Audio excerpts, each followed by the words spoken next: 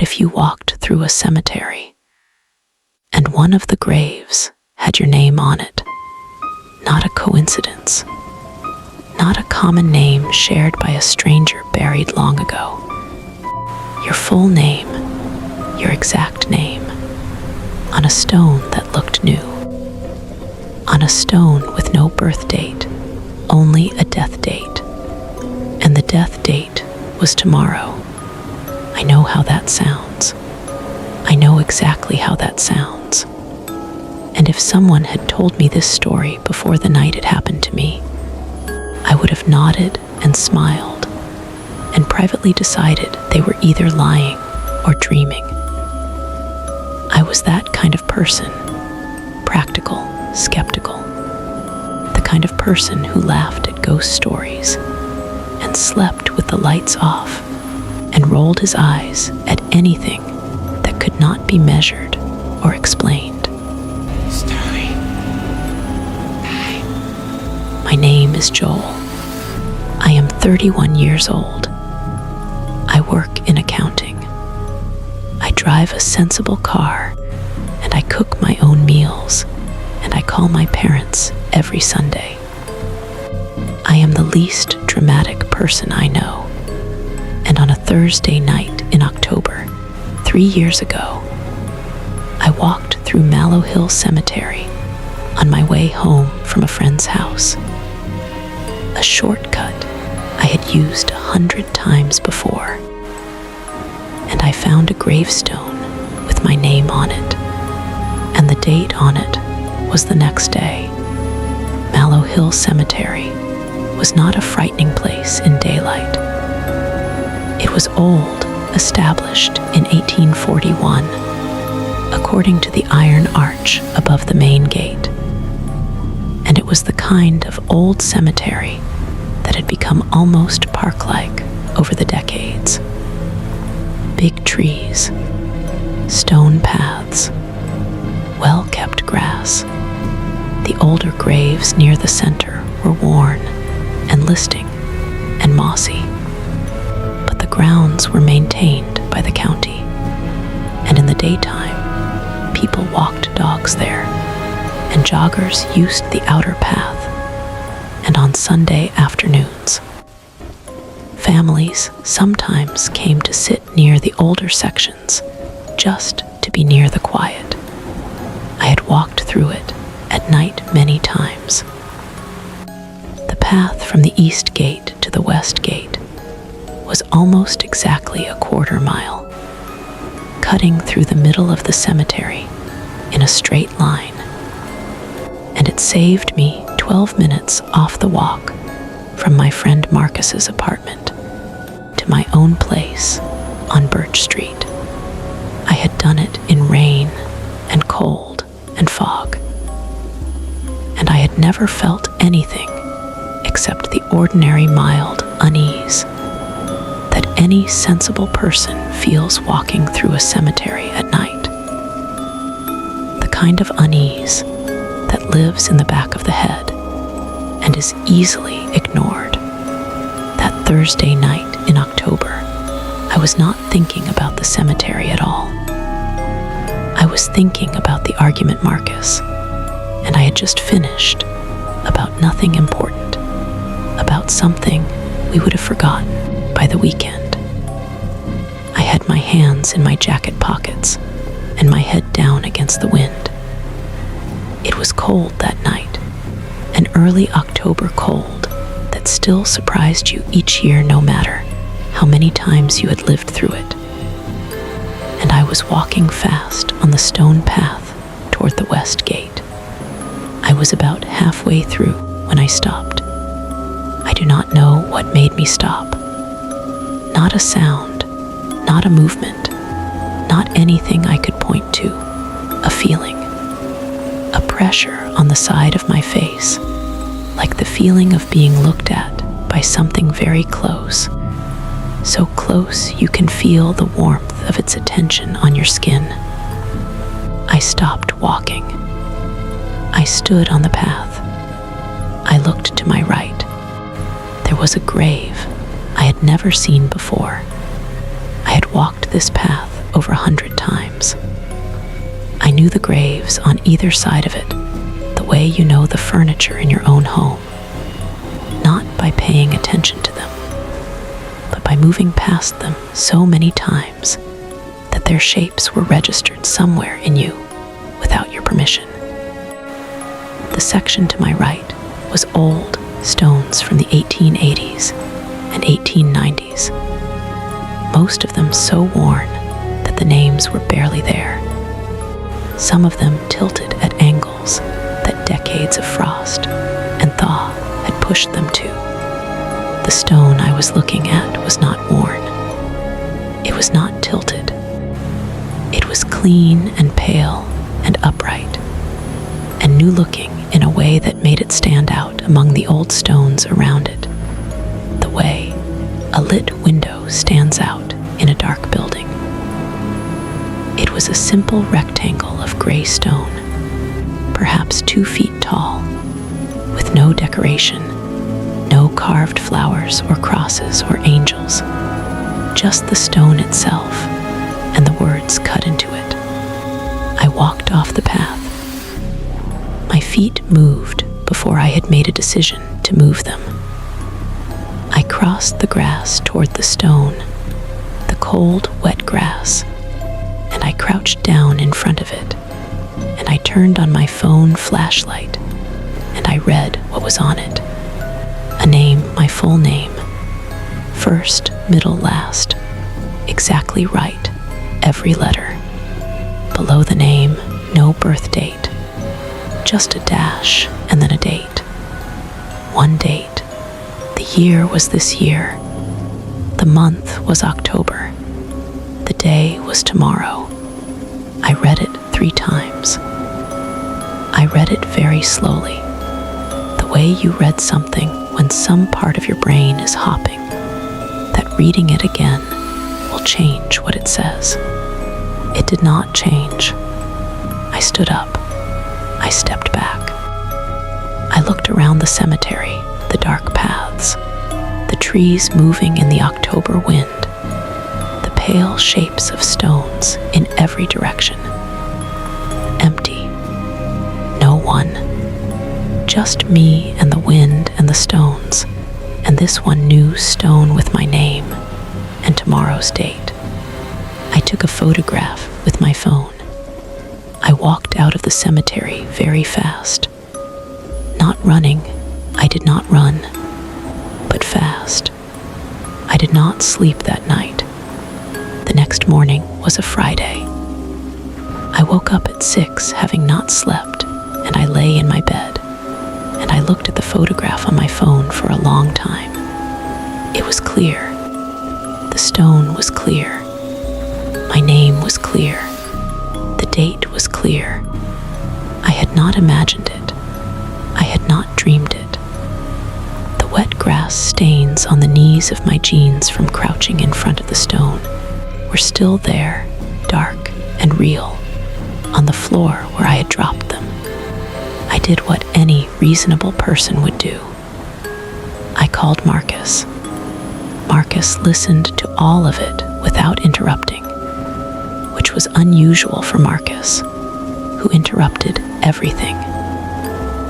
When I finished, he was quiet for a moment, and then he said, "Send me the photograph." I sent it. He was quiet for a longer moment. Then he said, "That is your name." I said, "Yes." He said, "Today's date." I said, "Yes." He said, "Joel, you need to go back there in daylight and look at that stone again." I did not want to go back. Every part of me that had anything to say about self-preservation was saying, "Do not go back to that cemetery. Stay home. Stay inside. Stay somewhere with other people and walls and locks and lights." But Marcus was right. I needed to see it again. In daylight. With clear eyes and a clear head, and 8 hours of ordinary Friday morning between me, and what I had seen the night before. I went back at 9 a.m. The east gate, the stone path, halfway through the section to my right. I walked across the grass toward where the stone had been. The stones around it were exactly as I remembered, the worn 1880s markers, tilting and mossy, their names half gone. The new stone was not there. I stood in the exact spot where I had crouched and read the name and taken the photograph. The grass around me was undisturbed, except for the marks my own shoes had left in the frost. 2 sets of footprints, one coming from the path, one going back to it. Mine, only mine. And in the center of the space where the stone had been, between the 2 old stones on either side, nothing. Just grass. Just an ordinary patch of October grass between 2 old markers. I crouched down anyway. I put my hand on the grass. It was cold, but underneath the cold, warmth. Deep, faint, steady warmth from below the ground.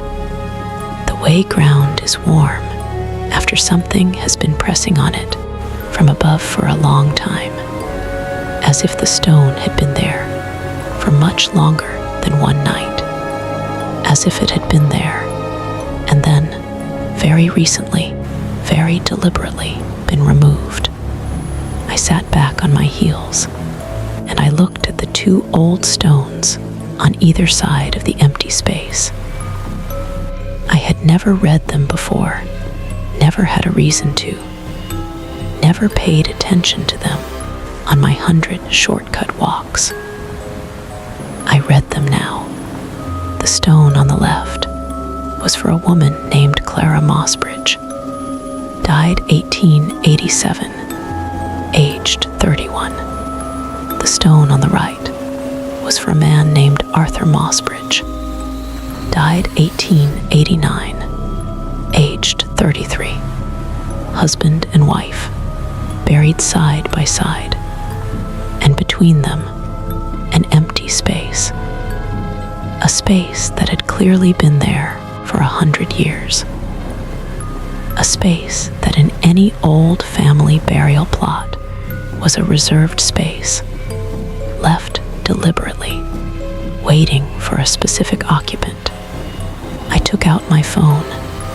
I looked at the photograph I had taken the night before. My name, the dash, today's date. I looked at the empty space between Clara and Arthur Mossbridge. I thought, who reserved this space? I thought, who had my name? I thought, what connects me to 2 people who died in this cemetery in the 1880s? I called my mother. My mother answered on the second ring. I asked her, without explaining why, whether she knew the name Mossbridge. Any family connection, any history, anything at all. She was quiet for a moment. Then she said, "Where did you hear that name?" I said, "Mom, do you know it?" She said carefully, "Your grandmother's mother's family name, before they changed it. Mossbridge, they changed it in the 1920s. A lot of families did back then. Why?" I sat in the middle of Mallow Hill Cemetery on a cold Friday morning, and I looked at the graves of Clara and Arthur Mossbridge and the empty space between them. And I felt something happen in my chest that was not fear and not understanding, but something between them, something that had no good name. I said, "Mom, I need to know everything about that side of the family." My mother, who was now clearly aware that something unusual was happening. Joel, what is going on? I told her. I told her about the shortcut, and the stone, and the name, and the date, and the photograph, and the warmth in the empty ground. She listened to all of it. When I finished, she was quiet for so long that I checked my phone to see if the call had dropped. Then she said, "Your grandmother told me something once. I was young, and I did not take it seriously. She said that the Mossbridge family had a tradition that when someone in the line was going to die, was about to die soon, the family grave in their town would show it first. She said it had happened with her mother and her mother's mother. She said the grave would show the name and the date. And then, when the person did not die on that date, because they had been warned, because the grave had done its job, the stone would disappear." I said, "Its job." She said, "She called it a protection, not a curse, a warning. She said the old ones put it there so the living would know, so they could be careful, so they would not die before they were supposed to." I sat with that for a moment. I said, "So it was warning me." My mother said, "Be careful today. Please, stay inside if you can. Do not drive. Do not." I said, "Mom, I am sitting in the cemetery right now." She said, "Joel, go home." I went home. I stayed inside. I did not drive. I did not go out.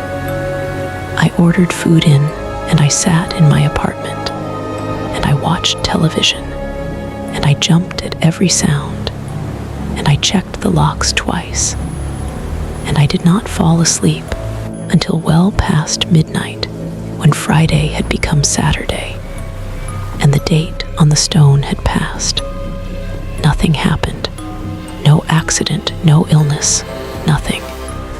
I woke up on Saturday morning, and I was alive, and it was a new day, and the October sun was coming through my window, and I felt, for about 4 hours, like I had been given something enormous. A day I might not have had. A life I might have walked out of without knowing. On Saturday afternoon, I went back to Mallow Hill. I went to the section with the Mossbridge graves. The stone was back. I stood in front of it with my heart in my throat, and I read it, and it was different now. The name was still my name, but the date was gone, where the date had been just a dash. Open, unfinished, waiting. And below my name, below the dash and the empty space where the date had been, there was something new. Something that had not been there before. A single line carved into the stone in the same clean letters as my name. 4 words. I read them. I stood up. I walked home, and I have never used that shortcut again. I have never walked through Mallow Hill Cemetery at night again. I have told almost no one this story because the people I have told it to have said, "It was a prank. It was a coincidence. You were stressed, and you misread a name in the dark." Maybe all of that. But here are the 4 words that were carved below my name on that Saturday afternoon. The 4 words that the stone, the grave, that had known my name before I was born. The warning that a family buried in 1887 put in place for the people who came after them, left for me. 4 words, and I will say them now. because I think you need to hear them as much as I needed to read them. The stone said, "Not yet, stay careful. That is all, not yet. Stay careful." 4 words from the ground. 4 words from people who died before my grandmother was born. 4 words that meant, "We see you. We are watching. You are not done. But be careful, because the thing that almost had you is patient, and it will wait, and it will try again." I have been careful every day since. I intend to keep being careful. Not yet is not the same as never, and I have not forgotten that. The Mossbridge graves are still in Mallow Hill Cemetery. Clara and Arthur, and the space between them. I have visited twice since that October, in daylight, in the afternoon, with other people nearby. The stone with my name on it is not there when I visit. Just the empty space between the 2 old markers. But I know it is there. I know it is waiting in whatever place things like that wait in when they are not needed, ready to reappear when the time comes again. I looked into the Mossbridge family history after all of this. It took months of searching through old records and county archives, and the kind of genealogy research I had never done before, and hope to never have to do again. I found records of 7 other people in the Mossbridge line, my blood, my family going back 4 generations, who had reported the same thing: a grave with their name, a date, and then the stone gone in the morning. 2 of them had ignored the warning, had not stayed home, had not been careful. Their names appear in the county death records, on the exact dates the stone had shown. I think about them sometimes, about what they thought when they saw their names on the stone, whether they were like me, skeptical, practical, the kind of person who rolled their eyes at things that could not be explained, whether they told themselves it was a prank, or a coincidence, or a trick of the dark. I think they probably did. I think that is what most people do. I think that is what the stone knows. And I think that is why it shows the name the day before, and not the day of. Because the day before, you have time. The day of, there is no time left. Whatever cemetery you pass tonight, whatever old stones you walk among, whatever names you read in the dark, look carefully. Read everything. And if you ever see your own name on a stone with a date that has not happened yet, go home. Stay inside. Be careful. Not yet is a gift. Do not waste it.